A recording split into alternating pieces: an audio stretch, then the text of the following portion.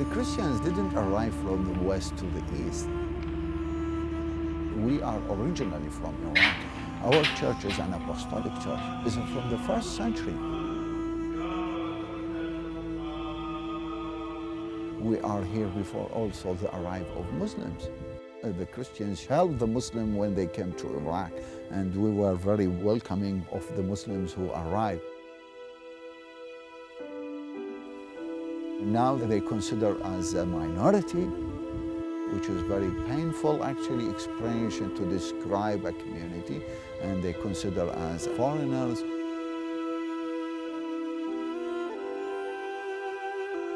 The history of Christianity in the Middle East is always a history of persecution. This is not the first century that the Christians in Middle East are suffering.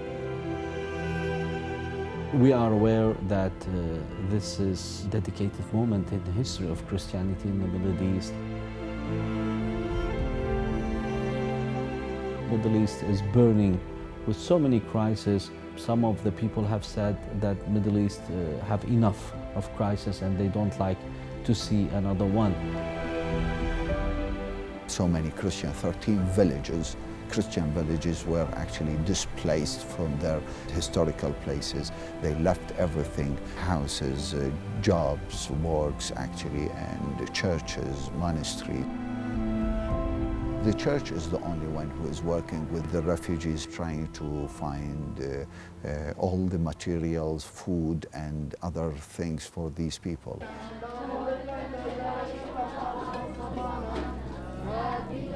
According to the information that we have now, between 12 to 15 families every day are leaving the country.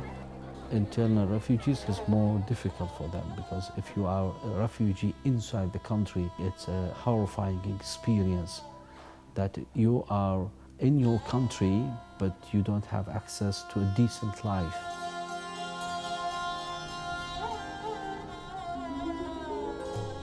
Now the emergency of the winter, which is approaching very quickly, and people cannot stay in tents or even in worse conditions. So we must find a better place, better shelters. There is a plan to move families from living in a tent and put them in a decent house. Yes, it's not furnished, it's not 5 stars, but at least there is a shelter. Winter is coming, it's a very severe winter. At least the church in need and the benefactors have helped those people to live in a decent house. I must say that our priests and sisters were wonderful people. They were very close to the people, they were there, and the priests spent hours with the people listening, helping, distributing food, cleaning toilets, doing all the job. Come in here. سلامات. سويت من هاي المال مالتك ان شاء الله. قبل ما يجون هذول داعش. قراقوش. قراقوش نعم. Yeah, I was in Karakosh in my house before the ISIS came, and before they sent us by trucks to the Erbil border, they pit us. My question was, who pit you? And they say, I don't know him. I just only know they got a long beard. وإذا صرتوا إسلام لما حتى. And they say, this is the last warning to you. If we see you again here, you will be killed.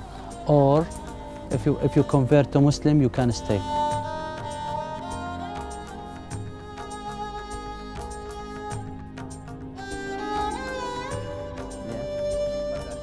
I just passed 3 times, 3 bombs. One time they blew up my church. One time they attacked during the Mass with 5 mozzarellas, 5 missiles during the Mass. One time I got shot in my leg. One time I've been kidnapped. Still I just say, I'm lucky. Confirm with the people, they can tell now. Talk about their story because maybe they are passed away or got trauma.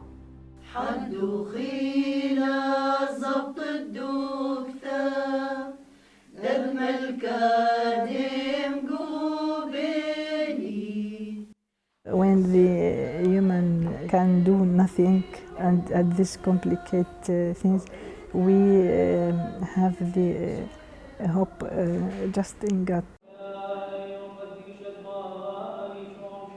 The Christian community is a very significant community for the whole of Iraq because Christians have actually no political ambitions in any way of the sense. We work under the law and we are very good citizens. We are very good workers.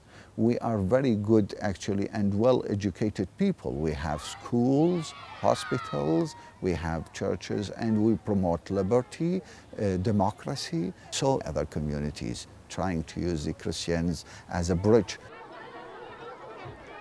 It's very important for the Western countries to do their best to find a solution. Otherwise, we will empty the Middle East of Christians, where they were born, and Christianity was born here. We should not forget this.